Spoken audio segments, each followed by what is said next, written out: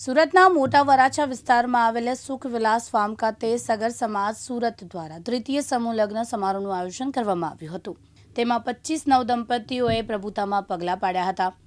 સુરત સગર સમાજના આગેવાન જયંતિભાઈ સગર, નાગજી ઘડિયા, અતુલભાઈ ચાવડા તેમજ સમાજના તમામ આગેવાનોની ઉપસ્થિતિમાં આ સુંદર સમૂહ લગ્ન સમારોહનું આયોજન કરવામાં આવ્યું। તેમાં મોટી સંખ્યામાં સગર સમાજના બહેનો અને ભાઈઓ ઉપસ્થિત રહ્યા। સગર સમાજના આગેવાન જયંતિભાઈ સગર દ્વારા કહેવામાં આવ્યું કે આ સમૂહ લગ્નના ખોટા ખર્ચ થતા અટકે।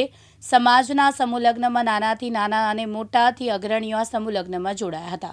આજરોજ અમારા જ્ઞાતિના સમસ્ત સગર સમાજ સુરત વિભાગના તમામ ગુજરાતની અંદર રહેતા સગરો વતી એક ભવ્યથી ભવ્ય સમૂહ લગ્નનું આયોજન કરેલું છે। આ સમૂહ લગ્નની અંદર 25 નવદંપતીઓ જોડાયેલ છે। આ સમૂહ લગ્ન એક એવા સમૂહ લગ્ન છે કે જેની અંદર એક પણ રૂપિયા ફી દીકરી પાસે કે દીકરા પાસે લેવામાં આવતી નથી અને અઢળક રકમનું અમે દીકરીઓને કરિયાવર આપીએ છીએ। સાથે સાથે શિખામણ રૂપે ગીતાજી પણ અમે આપીએ છીએ અને વખતો વખત આવી રીતે અમારા સમાજના આગેવાન શ્રી નાગજીભાઈ, ભાઈ શ્રી ભોળાભાઈ, રવજીભાઈ, ઝવેરભાઈ, ચંદુભાઈ અને અમારા નવયુવાન જમનભાઈ, બાલુભાઈ, ધીરુભાઈ અને એવા અનેક યુવાનોની અથાગ મહેનતોથી આ કાર્ય અમે દર વર્ષે કરી રહ્યા છીએ।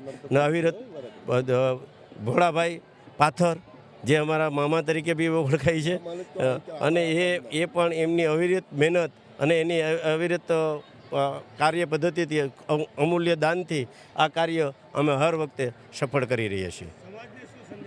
સમાજને સંદેશો આપ્યો, એક સમાજ એક રહેશે, નેક રહેશે તો સમાજના અનેક કાર્યો, કોઈ પણ વિટંબણાઓ સમાજમાં આવશે નહીં અને સમાજ ગમે તેવા કાર્યોને સિદ્ધ કરી શકશે। ગમે તે ક્ષેત્ર હોય, શૈક્ષણિક ક્ષેત્ર હોય, સામાજિક ક્ષેત્ર હોય, રાજકીય ક્ષેત્ર હોય, જ્યારે સમાજની એકતા હોય ત્યારે જ બધું શક્ય છે।